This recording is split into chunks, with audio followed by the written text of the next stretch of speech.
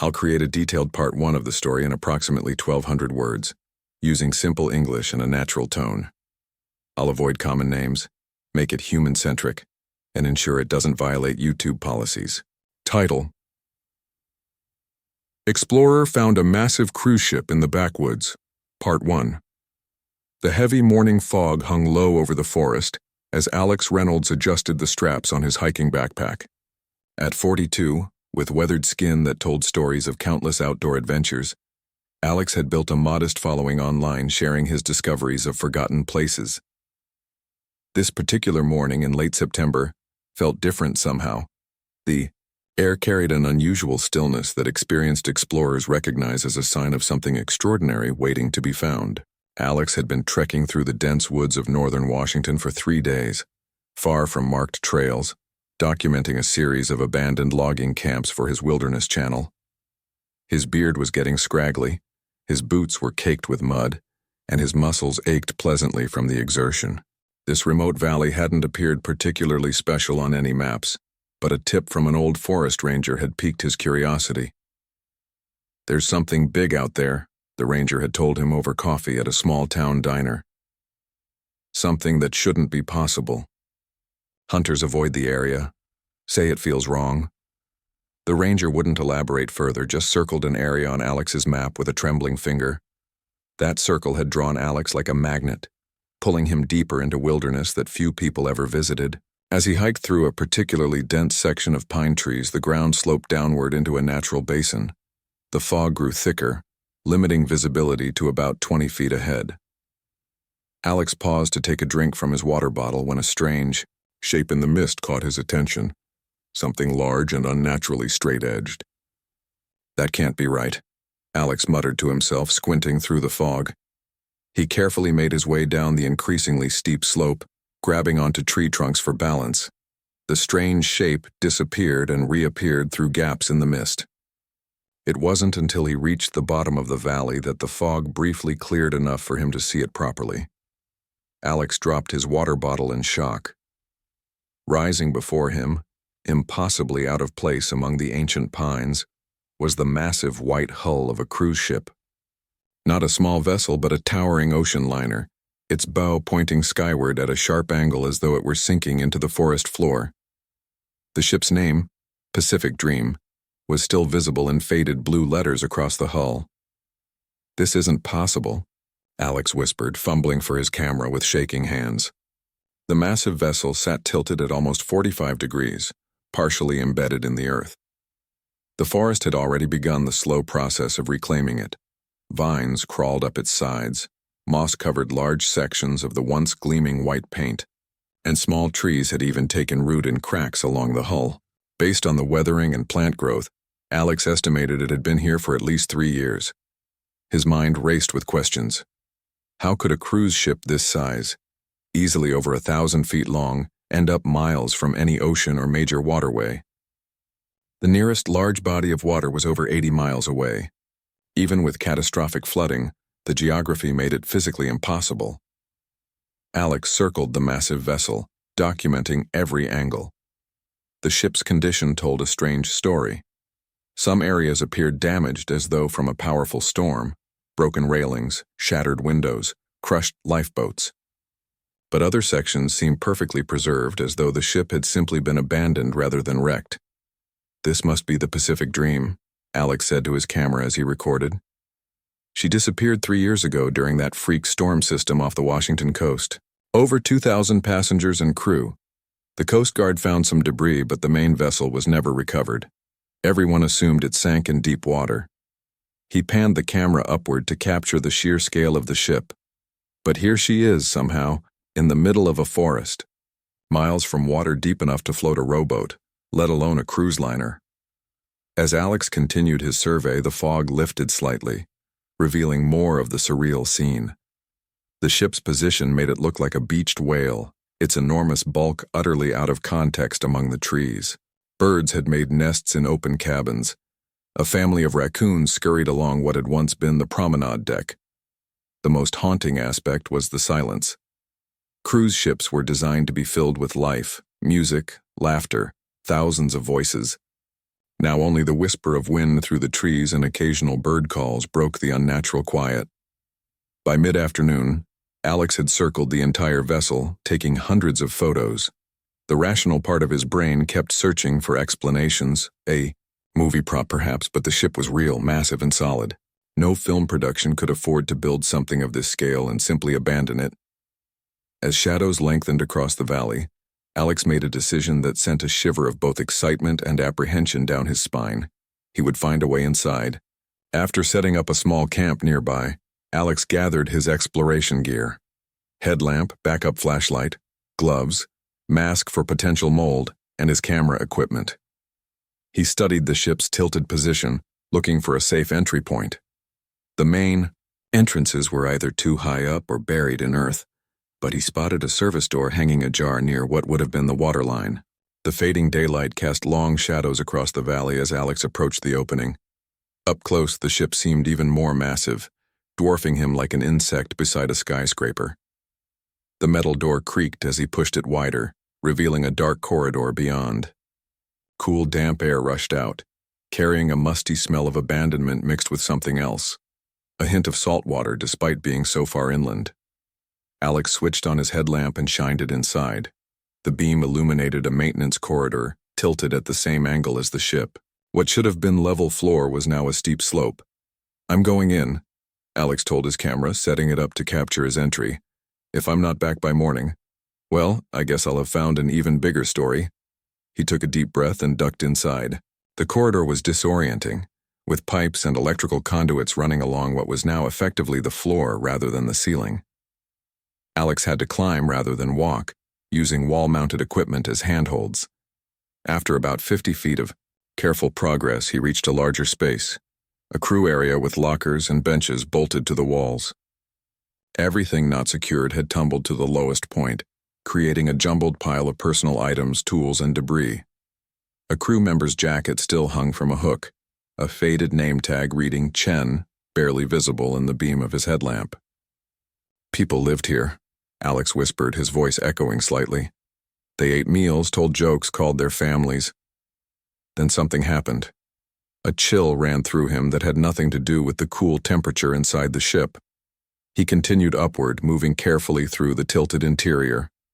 The darkness seemed to press in from all sides, broken only by his headlamp and occasional shafts of fading sunlight through portholes. After 20 minutes of climbing, Alex reached what had once been a passenger area, a corridor lined with cabin doors. Most were closed, but one had slid open. Alex peered inside, revealing a room frozen in time. Suitcases lay burst open where they had tumbled. Personal items, clothes, toiletries, a paperback novel, were scattered across what had been the outer wall but now served as the floor. Alex was about to move on when something caught his eye. A child-stuffed rabbit worn with love sitting upright against a pillow as though deliberately placed there. Next to it lay a small backpack with colorful cartoon characters. The sight made his throat tighten.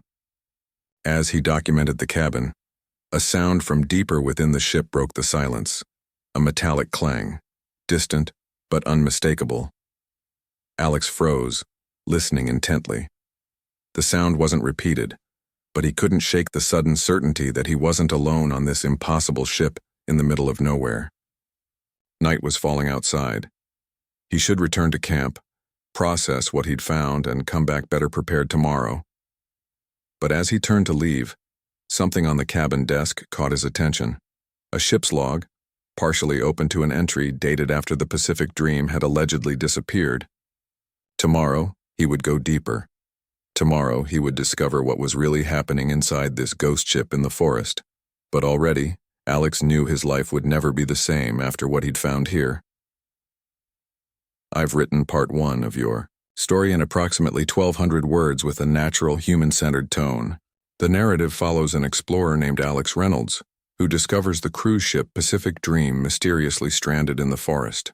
The story establishes the mysterious discovery in a foggy forest setting, the impossibility of a massive cruise ship being so far inland, initial exploration of the vessel's exterior and interior, signs of abandonment and personal items left behind. A mysterious sound suggesting Alex might not be alone. a hook for part 2 with the ship's log dated after its disappearance. I've used simple, accessible language while maintaining an engaging narrative flow that should keep viewers interested. I've also avoided any content that might violate YouTube policies. Would you like me to make any adjustments to this part before moving on to part 2? I'll create part 2 of your story in approximately 1,200 words, maintaining the engaging style with simple language and a natural tone. I'll continue with Alex as our explorer, and ensure the content is human-centric and appropriate for YouTube. Type pot text markdown title. Explorer found a massive cruise. Ship in the Backwoods Part 2. Alex barely slept that night. The campfire cast flickering shadows across the trees as his mind raced with questions about the ship. The logbook entry he'd glimpsed, dated 2 months after the Pacific Dream had supposedly vanished, kept replaying in his thoughts. Just before dawn, he gave up on sleep entirely and began preparing for a more thorough exploration. Day 2 of the impossible ship. Alex spoke softly to his camera as morning light filtered through the trees. He looked tired, but his eyes sparkled with excitement. I'm going back in today with better gear and more supplies. Something tells me there's much more to discover. He packed carefully: extra batteries, protein bars, water, a first aid kit, and even a small rope ladder. The morning air was crisp and clear, burning away yesterday's fog and giving him his first truly unobstructed view of the massive vessel. In daylight, the sight was even more surreal. A 900-foot luxury cruise ship nestled among pine trees like it had grown there. Alex approached the same service entrance he'd used before, but this time with a plan. He would try to reach the bridge, where he might find records or equipment that could explain how the ship ended up here. The angle of the tilted corridors made for difficult climbing, but now he knew what to expect. I'm following the maintenance routes up through the ship, he narrated as he climbed. These would normally be used by crew members to move around without being seen by passengers.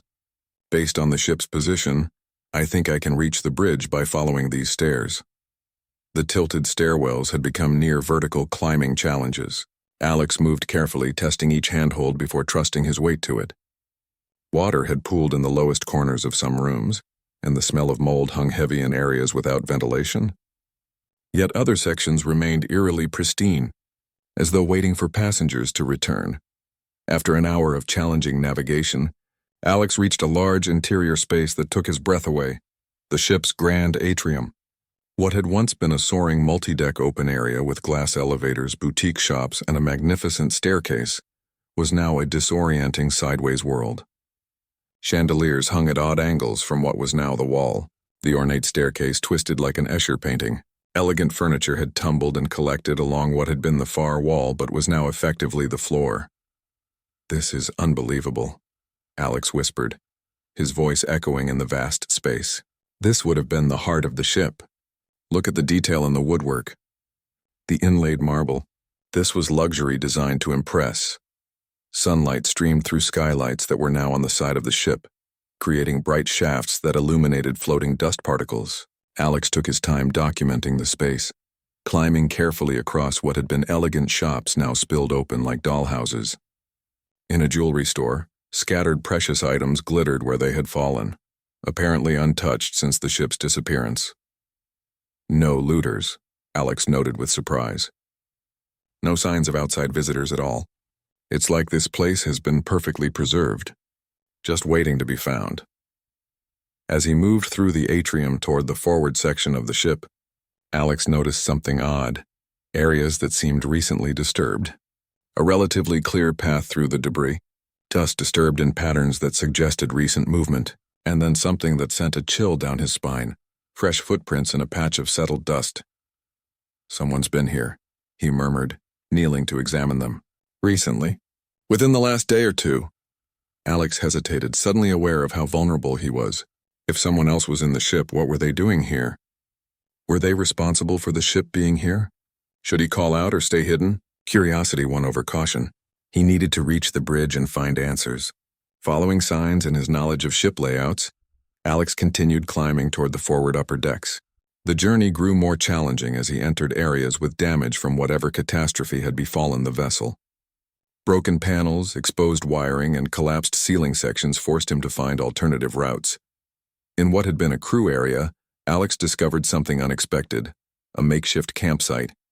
Someone had created a relatively flat sleeping area using cushions from nearby lounges. Empty food containers were neatly stacked. A battery-powered camp light sat on an overturned crate. Most surprisingly, a small notebook lay open beside the sleeping area. Alex hesitated before picking it up, feeling like he was invading someone's privacy. But the need for answers outweighed his misgivings. The notebook contained meticulous observations about the ship, water levels in various sections, structural integrity notes, and a rough map of navigable routes through the vessel. The most recent entry was dated just yesterday. They're studying the ship, Alex realized, documenting it just like I am. But who? He carefully photographed several pages before returning the notebook exactly as he found it. A growing sense of unease pushed him to continue toward the bridge. He needed answers before he potentially encountered whoever was also exploring the vessel. The journey to the bridge required navigating increasingly damaged sections. In some areas, the hull had cracked, allowing thin streams of light and even small plants to grow inside. After nearly 2 hours of careful climbing, Alex finally reached a door marked Bridge Authorized Personnel Only. The door was ajar, hanging awkwardly due to the ship's angle. Alex took a deep breath and pushed it open. The bridge, once the technological heart of the massive vessel, lay before him in a state of ordered chaos. The ship's tilt meant most of the equipment had torn free of mountings and smashed against what had been the port wall. Broken glass from shattered displays crunched under Alex's boots as he entered. But what immediately drew his attention was the captain's logbook, deliberately placed open on a secured table that had remained bolted in place despite the ship's angle. A small battery-powered lantern illuminated the pages. With trembling hands, Alex approached the logbook.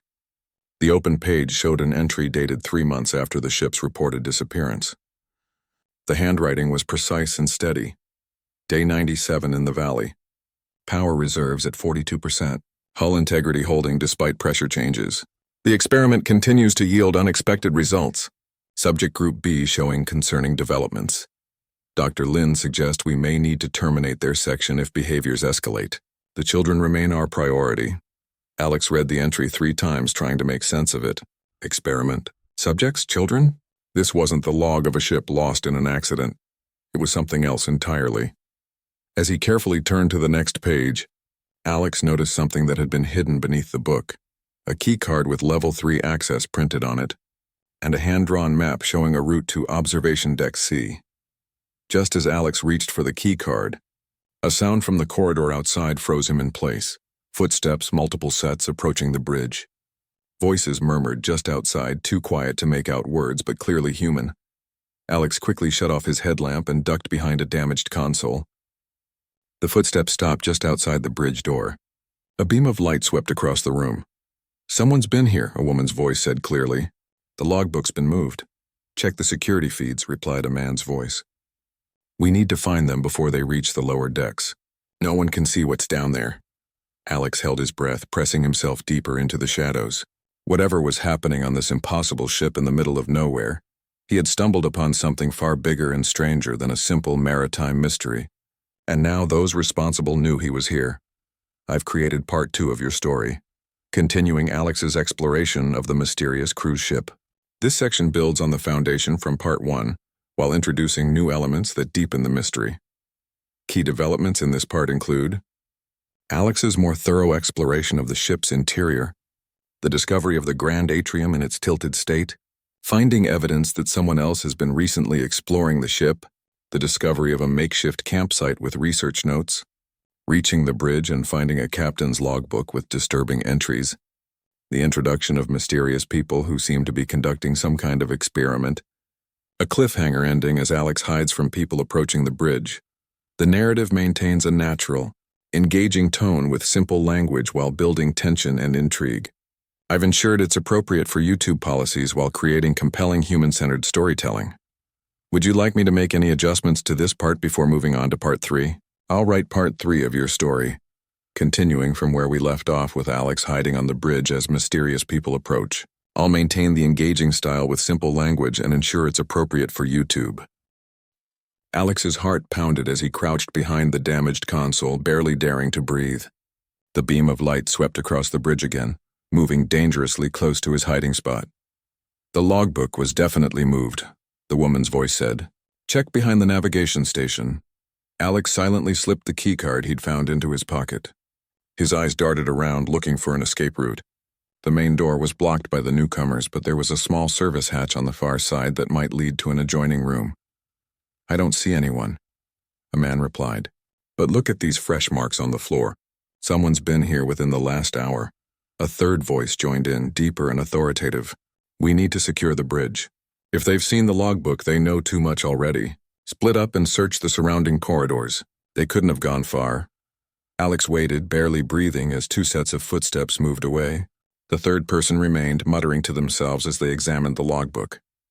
This was his only chance. Moving with agonizing slowness, Alex inched toward the service hatch, staying low behind equipment consoles. The remaining person was focused on returning the logbook to its exact position, their back fortunately turned away from Alex's direction. With one final silent prayer, Alex slipped through the small hatch and carefully pulled it closed behind him.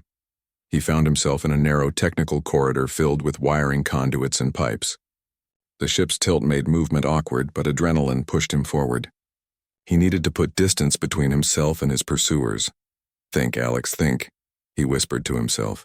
The keycard in his pocket felt like it was burning a hole. Observation deck C? That might provide answers. Using his mental map of the ship's layout combined with emergency exit signs, Alex navigated through service passageways. The tight spaces were challenging to move through with the ship's angle, but they offered concealment. Twice he heard voices and footsteps passing nearby, but he remained hidden. After 20 minutes of careful movement, Alex reached a door labeled Crew Access Observation Deck C. The electronic lock had a card reader. With trembling hands, he swiped the keycard.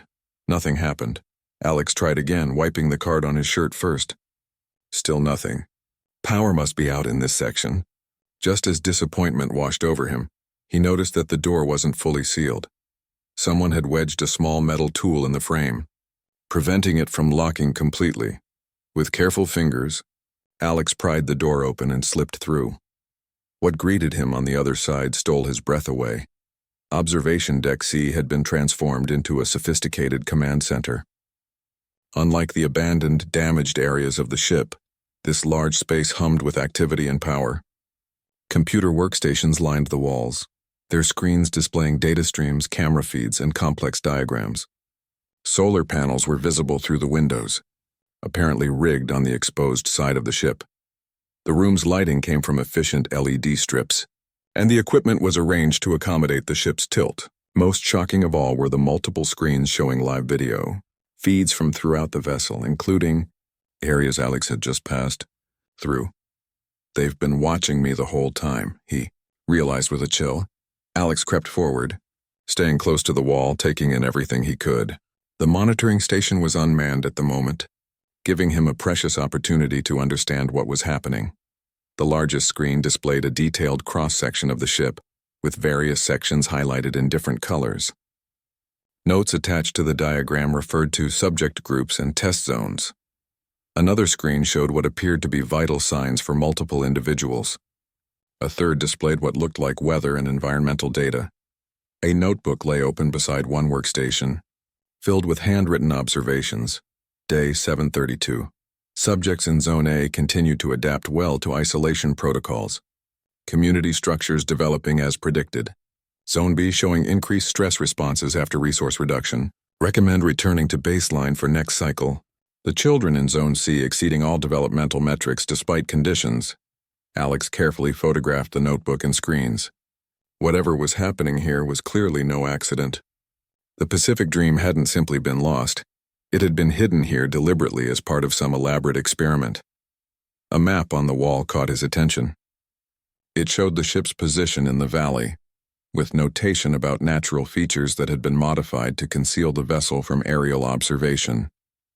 Notes in the margins mentioned electromagnetic shielding and satellite avoidance patterns.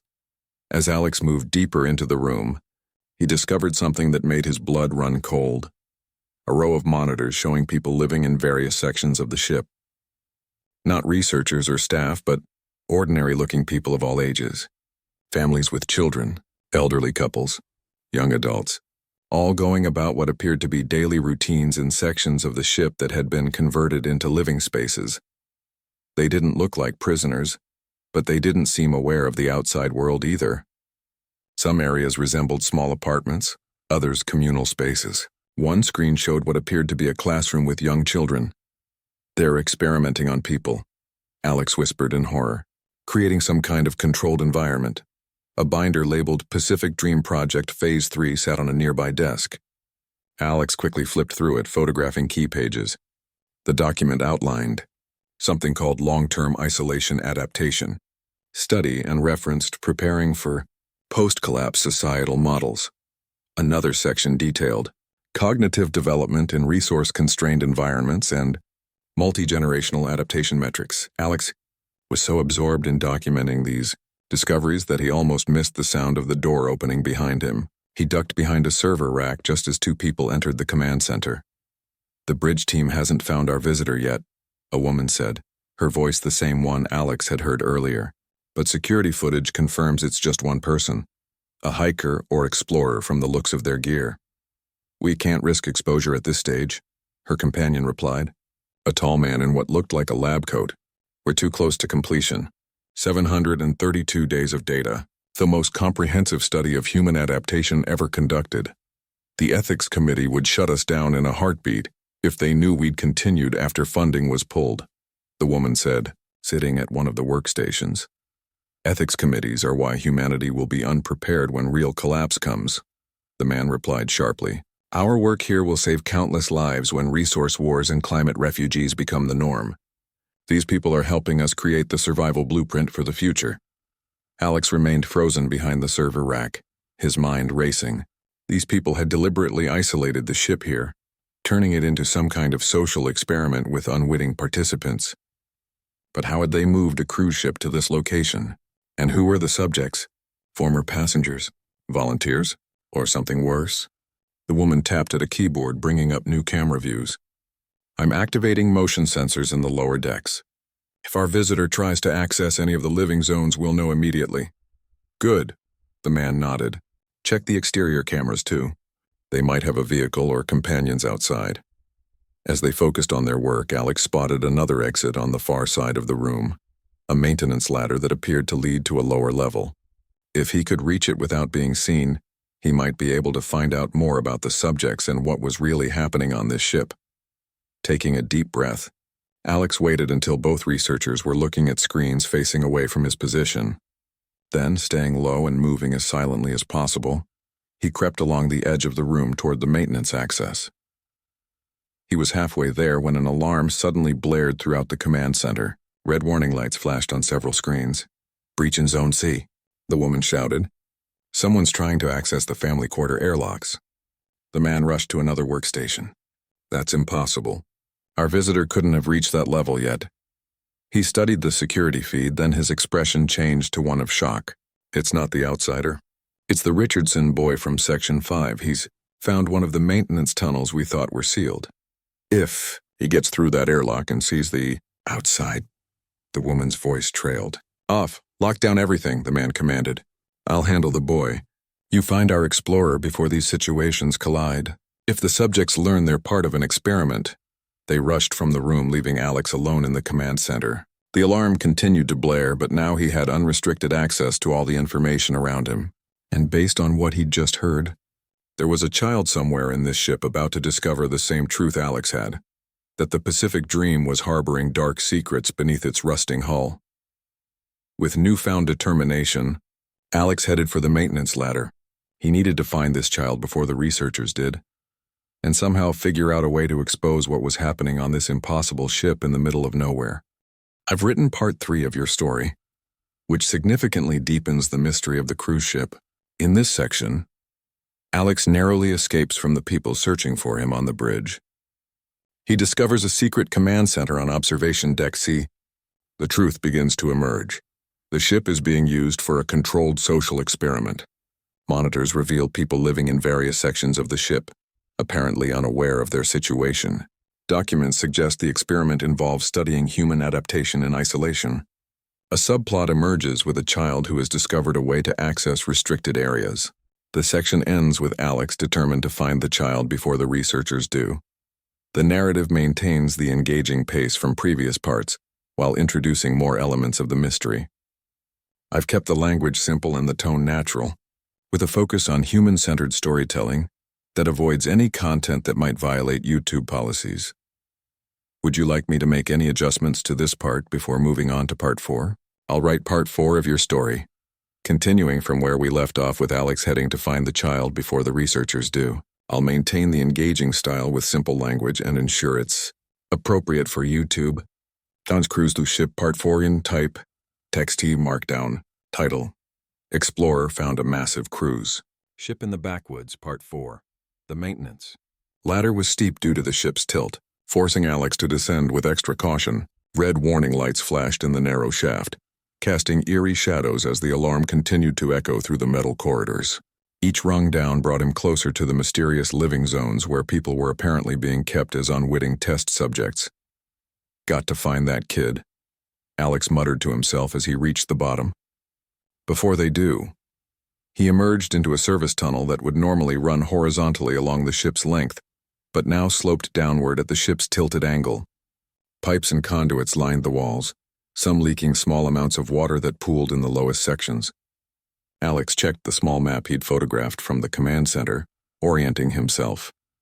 Zone C, Section 5, he whispered, tracing the route with his finger. Should be through the portside service tunnels. Moving as quickly as he dared, Alex navigated the labyrinth of maintenance passageways. Unlike the abandoned sections of the ship he'd explored earlier, these areas hummed with power. Emergency lighting cast a pale blue glow, and he could hear the distant sound of ventilation systems working. After several minutes of careful progress, Alex reached a junction where a small red handprint marked the wall. A child's hand pressed against condensation, leaving a ghostly imprint. Someone small had passed this way recently. I'm on the right track, Alex thought, his determination growing. The passageway narrowed as it approached an area labeled Environmental Control, Zone C. A small access panel hung open, its screws lying on the floor beside it. This had to be where the child had entered the maintenance areas. Alex squeezed through the opening and found himself in a dark, cramped space behind what appeared to be large air conditioning units. Through gaps in the equipment, he could see into what looked like a residential area, the living quarters for the experimental subjects. What he saw left him speechless. The space beyond had been transformed into a small, self-contained community. What had once been passenger cabins and entertainment areas had been converted into apartments, communal spaces, and what looked like small shops or service areas. People moved about their daily routines, completely unaware they were being observed. Most striking was how normal everything seemed. Children played in a central area that had once been a small dance floor. Adults chatted in groups or tended to small garden plots grown under artificial lights. The ship's angle had been compensated for with rebuilt floors and carefully secured furniture. It looked like a strange hybrid between a cruise ship and a small-town main street. But there were unsettling details that revealed the truth. No windows showed the outside world, only screens displaying ocean views or starry skies. The lighting mimicked natural daylight cycles. Small cameras were discreetly positioned throughout the space, watching every move. These people believed they were still at sea, Alex realized with horror. They had no idea they were stranded in a forest, part of some twisted social experiment. As he watched, a commotion broke out near the far side of the community space. Two men in what appeared to be crew uniforms were searching systematically, speaking into radio devices. The researchers from above now dressed to blend in with what the subjects would expect to see. Moving carefully along the back of the environmental units, Alex tried to spot the child who had triggered the alarm. He scanned the room, looking for anyone out of place or hiding. Then he saw him, a boy of about 10 crouched behind a planter, watching the searching men with a mixture of fear and defiance on his face.